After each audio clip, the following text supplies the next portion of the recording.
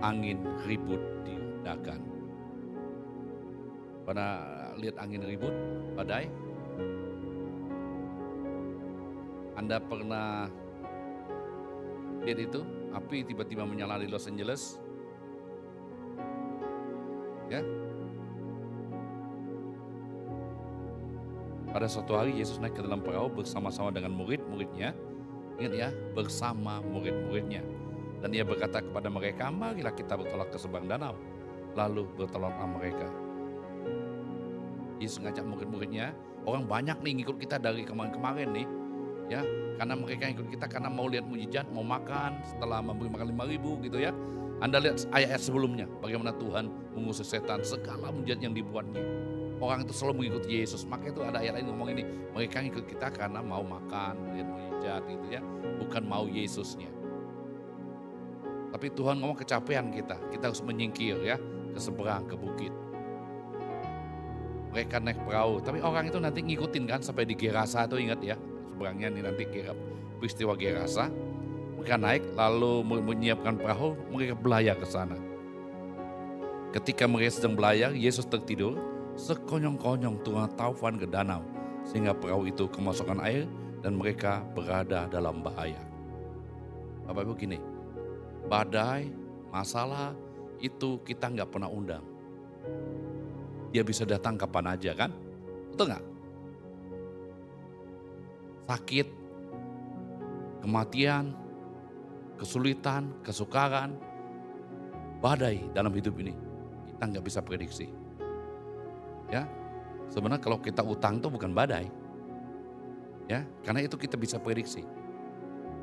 Kekuatan kita berapa gini kan, tapi hal-hal seperti angin ribut yang datang sekonyong-konyong itu bicara masalah, sakit penyakit, tekanan tiba-tiba, kematian yang mendadak, yang kita kadang-kadang nggak bisa apa-apa.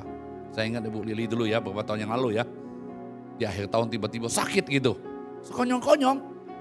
Dia nggak ngomong, ketuk pintu dulu, kirim surat dulu. Ya nih, nanti gue mau datang ya, kata Mas Rena. Kan kayak gitu kan? Tanggal sekian, bulan sekian saya mau datang di rumahmu, enggak. Tiba-tiba aja, suami kita digondol oleh mama gombel gitu ya. Tiba-tiba, nggak mungkin dikasih tahu. Ya nanti tanggal sekian gue mau bawa suami kamu ya, enggak gitu.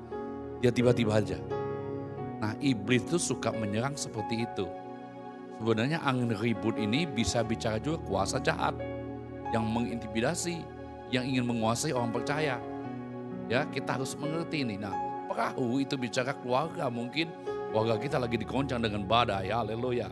Airnya masuk ya. Betul kan di situ ada Petrus ngomong, Markus tolong tuh cedok tuh airnya. Itu ya, cedok. Tetapi penuh terus karena badai. Yang sebenarnya kita perlu tahu bahwa enggak besar-besar amat Galilea atau sungainya ya, anak danaunya. Tapi memang sering peristiwa terjadi karena dia bentuknya bulat gini ya, di antara gunung-gunung kan angin bisa datang, wus gitu. Ya, badai. Sehingga perahu itu kemasukan air dan mereka dalam bahaya. Maka datanglah murid-murid membangunkan dia, katanya, Gu, kita binasa loh. Ia pun bangun lalu menghadik angin dan air yang mengamuk itu. Dan angin dan air itu pun reda dan danau itu menjadi teduh. Ayat lain ngomong ini, dia tidur di sebuah tilam. Di buritan. Siapa yang ngerti tentang dunia laut, perahu? Di buritan itu goncangan paling besar. Goyangannya gitu ya. Wah, kalau kita dulu kan kita pernah pergi tuh ke Bake gereja itu naik sampan kan sih, benar-benar sampan kecil. Ya harus bahkan kalau orang nggak biasa naik perahu, dia berdiri aja udah mabok loh. Betul kan? Lucky nggak ya? Main orang pantai ya. Orang kota gini coba cek, Anda naik perahu. Ya. Nah pertanyaan saya, di tengah-tengah ketakutan yang luar biasa itu, ya, mereka melihat Yesus tidur.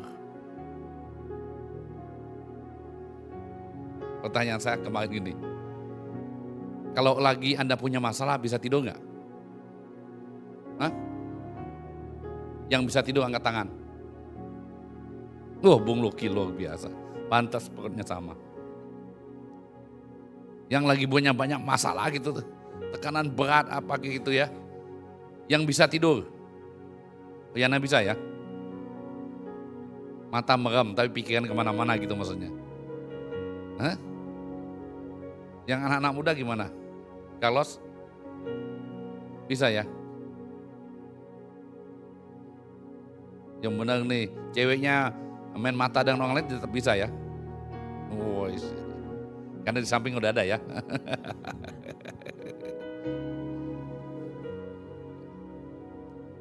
Sulit loh, kita harus akui. Kalau punya masalah, susah tidur. Nathan, gimana? Bisa ya? Susah ya? Pikirannya udah main Carlos. Ya, waduh nih besok mau ujian, mau itu ya, udah pikiran. Kalau itu nggak dulu. Nah pertanyaan saya, mengapa Yesus bisa tidur? Nah Bung Luki kita tanya nih, mengapa dia punya masalah bisa tidur?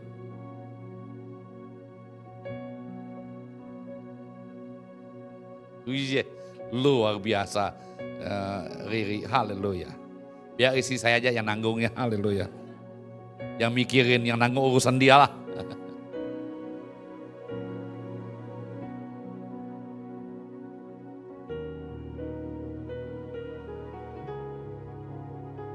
Ya jadi dalam hati dan pikiran kita harus punya prinsip gini.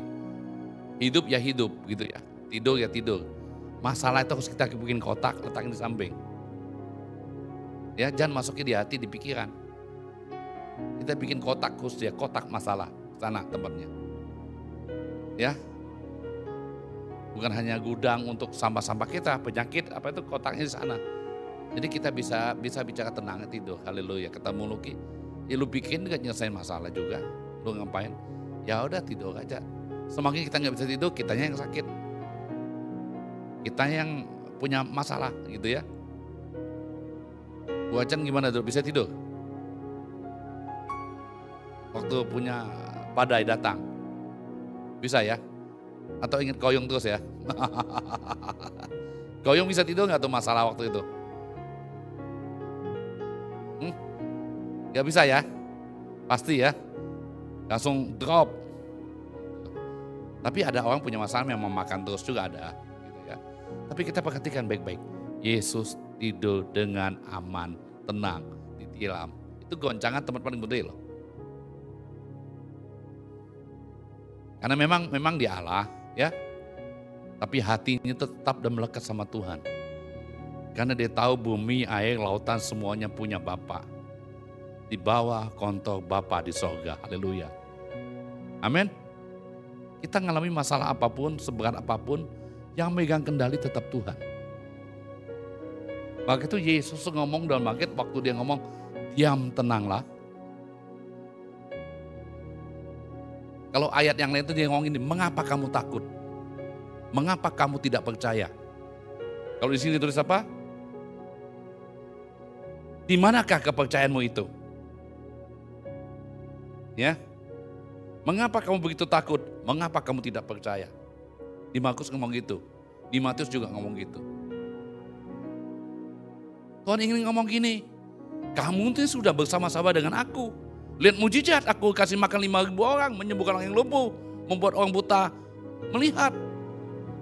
Semua engkau telah lihat semua itu. Harusnya kamu gak perlu bangunin gue. Kamu sendiri bisa berkata kepada badai itu, angin itu, diam dan tenanglah. Amin.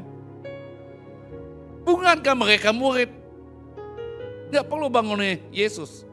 Kira-kira cara membangunkan Yesus gimana? Lagi badai ini, angin ini sampai peluk tiang. Ya, bangunnya gimana? Yesus, tolong kami. Berteriak atau merangkak pergi-pergi dekat Yesus. Yesus bangun. Gimana menurut kalian? Teriak ya? Ya kalau yang langsung kaget, gitu ya. Langsung kaget gitu ya. Hah? Pasti berteriak sekencang-kencangnya. Supaya ditambah angin badai gitu kan gak mungkin kedengaran kan. Suara kita bisa dibawa angin kan. Kalau orang lagi tidur. Tapi sekecil apapun suara kita yang nyampe ke telinga Tuhan, itu bisa membangunkan dia. Ya, doamu sesingkat apapun, mungkin gak jelas, tapi hatimu yang dilihat Tuhan bisa membangunkan dia. Dan dia bisa bangun, menghadik semua sakit, penyakit, dan masalahmu.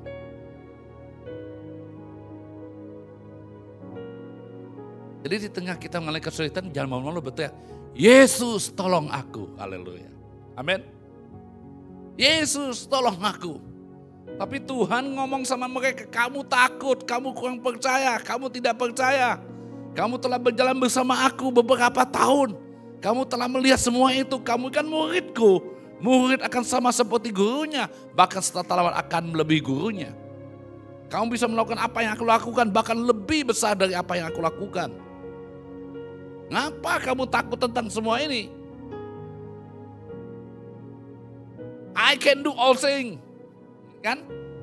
Through Jesus Christ strengthen me. Kita sering berkata ngomong gitu ya. Segala hal, segala perkara dapat kutanggung di dalam Dia yang memberi kekuatan kepada aku. Langsung ada badai, masalah. Kayaknya nggak bisa saya lakukan lagi nih. Ya? Tuhan bilang, kamu bisa melakukannya. Aku telah memberi kekuatan kepadamu. Kekuatan itu artinya dinamo, dinamis, kuasa. Aku telah memberi kekuatan, kuasa kepadamu untuk menanggung, mengatasi semua hal itu.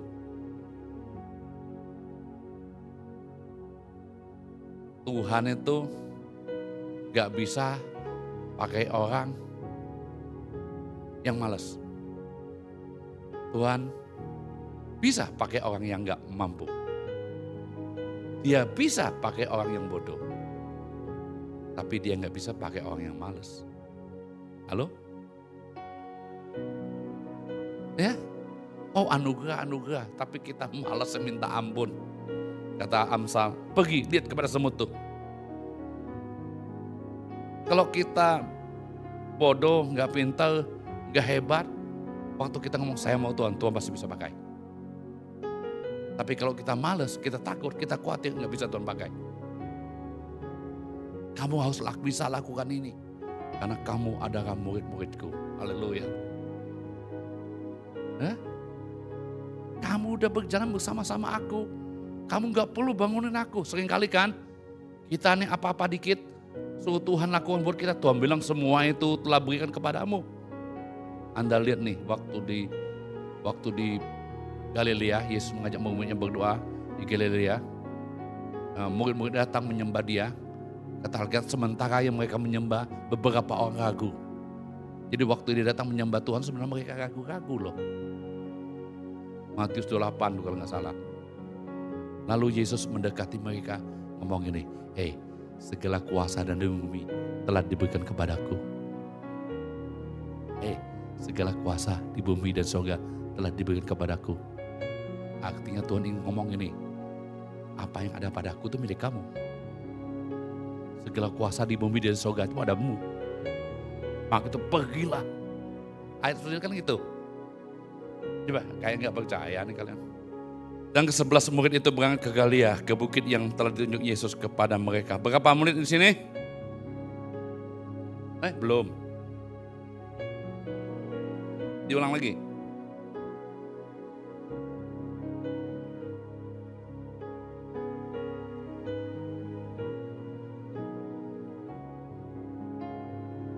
Ke-11 murid itu berangkat ke Galilea, ke bukit yang telah ditunjuk Yesus kepada mereka. Berapa orang? 11 kan? Maka itu Yudas kan gak selalu bersama dengan Tuhan gurunya. Dia suka mencela-mencele, kadang ke sana, kadang ke sini. Ya, orang yang bukan murid itu pasti mencela-mencele. Ya, dia datang ke gereja mungkin karena dia datang ke Holy karena gitu, ada karenanya. Enggak punya ketetapan hati. Dia enggak mendapat apa yang gurunya ajarkan. Enggak konsisten yang menerimanya. Harusnya kita ini kalau murid kita tuh senang ada di rumah Bapak kita. Rumah Bapak kita di bumi ada di gereja kan. Betah kita. Ketika melihat dia, Murid-murid nih, mereka menyembahnya. Tetapi beberapa orang ragu-ragu. Jadi jangan kaget ya, orang datang ke Tuhan, menyembah, tapi hatinya bertanya, benar gak ya, benar gak ya, benar gak ya, benar gak ya. Ya, ragu-ragu kan, bukan saya yang ngomong.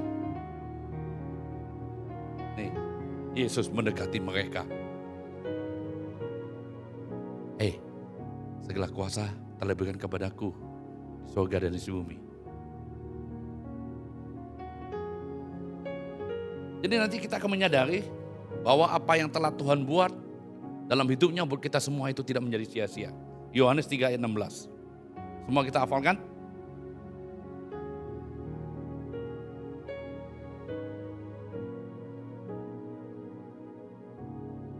Karena begitu besar kasih Allah akan dunia ini, sehingga telah mengeluarkan anaknya yang tunggal, supaya setiap orang yang percaya kepadaku tidak binasa, melainkan beroleh hidup yang kekal. Kasih Tuhan yang besar diberikan kepada kita. Dunia ini. Dia mati buat dunia ya. Buat kita semua. Gitu. Bukan hanya buat saya. Bukan hanya buat Bung Luki. Bukan hanya buat Siska, Sadrak, siapapun. Tapi buat semua orang yang ada di muka bumi ini. Ia telah menggunakan anaknya yang tunggal. Setiap orang yang percaya. Merespon, percaya. Orang mau percaya nggak percaya itu urusan orang itu ya. Kita nggak boleh paksa siapapun. Tidak binasa, ini yang luar biasa. Kata binasa itu bukan berarti bahasa Asia itu bukan kurang lebih kita ngomong ini binasa dalam arti neraka gitu. Ya, ternyata binasa ini hidup yang sia-sia. Hidup yang dimiliki Yesus dan yang orang yang memiliki Yesus yang tinggal dalam pada kita. Kalau kita sia-siakan, sebenarnya kita udah binasa. Halo? Hidup yang kita nggak ngerti tujuan hidup kita, apa yang ingin kita buat waktu kita percaya Tuhan, sebenarnya udah sia-sia.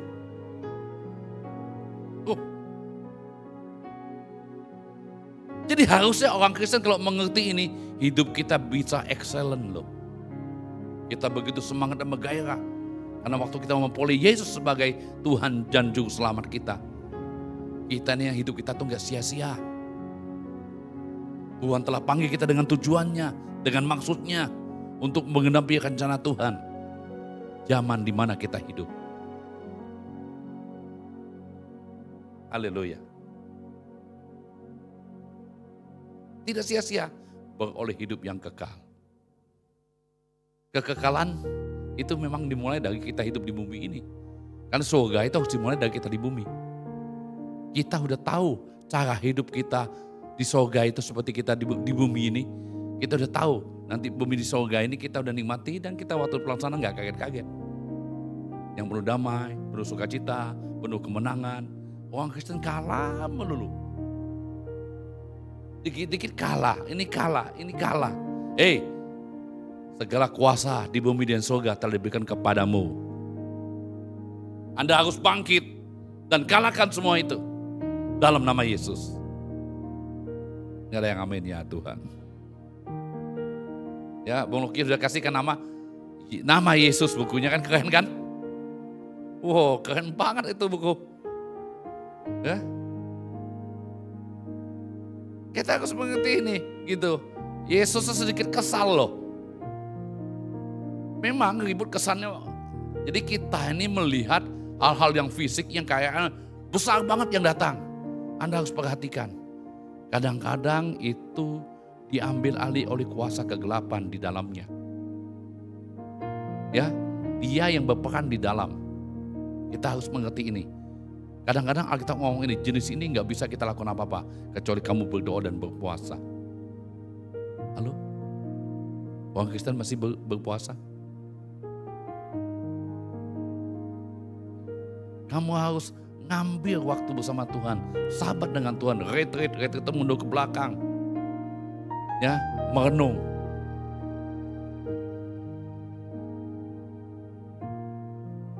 Itu yang harus kita lakukan sebagai orang percaya. Ya guru kita, dia ngajak kita. Aduh, kamu nih bangunin gue lagi tidur nyenyak, haleluya. Ya? Kenapa kamu takut? Kenapa kamu kurang percaya? Lihat ayat selanjutnya, terakhir itu ya. Dan heranlah orang-orang itu, katanya. Orang apakah dia ini? Sehingga angin dan danau pun taat kepadanya. Orang boleh menyembah, berjalan sama Tuhan, melayani. Tetapi tidak mengenal apa yang dia sembah. Orang akan sama dengan apa yang disembahnya. Mas mau ngomong gitu. Kalau kita suka nyembah apa, lama-lama karakter dan sifat kita akan sama dengan apa yang kita sembah. Ya, makanya itu kalau orang menyembah Tuhan yang benar, karakter dan sikapnya mencerminkan kasar, kaku, keras, itu kan mencerminkan Bapa kita di surga. Yang kaku-kakunya. Ya. Jadi orang yang suka nyembah gitu kaku dia gitu, keras, ya. Lambang-lambangnya menyeramkan. Jadi kalau kita menyembah yang benar, kita akan sama seperti yang kita sembah. Amin. Gak usah itu katanya kalau orang berkeluarga, suami istri itu lama-lama kayaknya mirip gitu. Ya benar gak? Saya mirip gak dengan istri saya? Mirip? Yang benar nih, ada istri saya ngomongnya gitu. Coba lihat Pak Carly dengan istrinya mirip nggak? Nggak mirip. Ya, katanya gitu ya. Kita kalau menyembah Tuhan yang benar, lama-lama karakter dan sikap kita akan sama dengan apa yang kita sembah. Amin. Ya. Jadi kalau kita lihat siapa nama single kita yang laki lupa sama Ahwa ya, memang udah gocapan memang gitu kayaknya ya. Ahwa nyanyi gitu ya, pulang ke rumah beda. Siapa yang disembah? Maaf nih, misal berantem sama istri kasar kan, betul nggak? Oh tadi nyanyi apa lu? Cuma mulutnya doang. Ya, coba cek semua kita. Kita akan sama dengan apa yang kita sembah. Mereka nggak ngerti siapa orang ini. Keren amat. Pantas mereka takut dan khawatir. Orang Kristen yang nggak jadi murid dia pasti takut dan khawatir karena dia tidak mengenal siapa gurunya. Apalagi bapak, anak, lebih dekat lagi hubungannya. Ayo kita belajar sama-sama, amin. Ya. Kalau kita ingin membangun hidup kita oke dengan firman, tapi kita harus baca Alkitab sendiri, gali sendiri, pelajari sendiri. Itu akan Anda membangun imanmu, bukan hasil dari khotbah-khotbah. Anda harus mulai. Tanya AI. Gak apa-apa kan dia tuh kan kumpulan-kumpulan dirangkum oleh dia kan. Gak apa-apa untuk bahan-bahan referensi. Ya, tapi kita harus gali sendiri. Tadi saya lagi di salon ngeblow. Khotbah apa ya? Saya mau khotbah ini deh. Tapi kayaknya suruh khotbah ini lagi. Ya. Ya udah saya khotbahin lagi deh. Ada tambahannya. Nah kemarin belum ada Yana, belum Lili, mungkin belum ada kali ya. Atau belum enggak, karena memang saya harus khotbahkan itu. Amin. Tuhan berkati kita semua.